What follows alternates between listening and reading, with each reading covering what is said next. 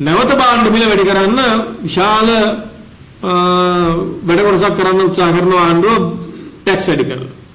හරි. දැන් සිමෙන්ති වැඩි කරන්න, හාල් මැස්සු කිලෝ රුපියල් 100ක බද්දක් ගහන්න. හරි. කහ කිලෝ රුපියල් 360ක බද්දක් ගහන්න. සැමන් එකකට රුපියල් 200ක බද්දක් ගහන්න. සීනි වල රුපියල් 50ක බද්දක් ගහන්න. හරි. බාත්රූම් අයිටම්ස් වලට එහෙම නැත්නම් නිවෙස් ඉදි කිරීමේ අමුද්‍රව්‍ය සිමෙන්ති වගේ දේවල් විශාල බදු ගහන්න ආණ්ඩුව සැලසුම් කරලා තියෙනවා. ඉතින් මේවා ආපහු ගැහුවොත් එහෙම ගයක් හදාගන්න ගයක් අලුත් වැඩියා කරන්න නිකන් සීනයක් වෙන මේ රටේ මිනිස්සුන්ට. හැබැයි ගෙවල් හදාන්න දෙන්නම්, ලක්ෂ 12ට වික්ස් කාර් දෙන්නම්, ජපන් මොටර් බයික් දෙන්නම්, එහෙම කියලා තමයි ආවේ. එහෙම කියලා යාවේ. ඉතින් අද වෙනකොට ලෝකේ රිසර්ච් එකක් කරලා තියෙනවා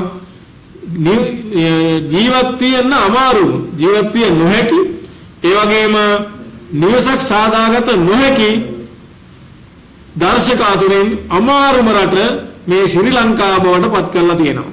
අනුර කුමාරගේ ආණ්ඩුව. මොන අපේ රටේ දරුවන්ට අවස්ථාව දීලා තියෙන ගයක් හදන්න. ලෝකේ අමාරුම රට තමයි ලංකාව. ඉතින් මෙහෙම තරුණයෝ අන්දලා ඡන්දේ අරගෙන මොනවද මේ කරන්න කියන කාරණේ ප්‍රශ්නයක්. අනිත් පැත්තෙන් ත්‍රිකුණාමල විතරක් නෙවෙයි, මිහින්තල විතරක් නෙවෙයි, දික්වා කුණාටු කළමනාකරණය කරගන්න බෑ. අද වෙනකොටත් 25000 නොදීපු සුළු කුණාටුවෙන් ආපදාවටපත් වෙච්ච ජනතාව ඉන්න මේ රටේ. මම ගිය සතියේ හිටියේ රෝහල් ගණනාවක අපි ඇයට උදව් කරනවා දැනටත්. ඒ උදව් කරන ගිය වෙලාවෙ ඒගොල්ලෝ පැමිණිලි කරනවා අපිට 25000 හම්බුනෙත් නැහැ 75000 හම්බුනෙත් නැහැ කිය. පම්පෝරිය කොහොමද? පම්පෝරියෙන් අපි දැක්කා රෙද්ද පල්ලෙන් බේරෙනවා මේ මාරු කරන්න බැරි චෙක්පත් තමයි දුන්නේ. අගුරු චෙක්පත් දුන්න ජනාධිපතිවරයා. හරි? එහෙම තමයි කරේ.